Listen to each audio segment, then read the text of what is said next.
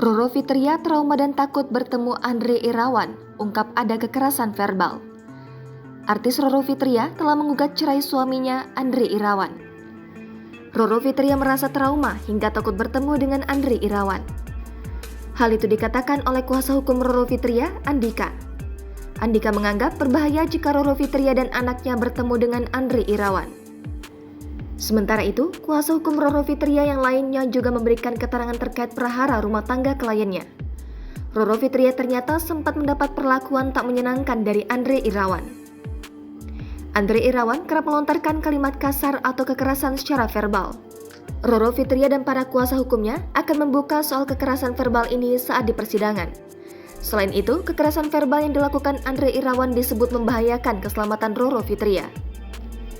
Di sisi lain, Roro Fitria mengaku sudah menghadapi Andre Irawan dengan sabar.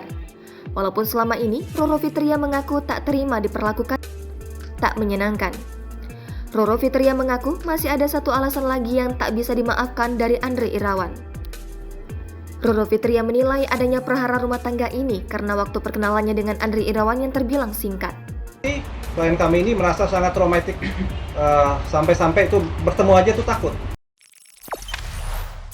Jangan lupa subscribe, share, komen, dan like ya.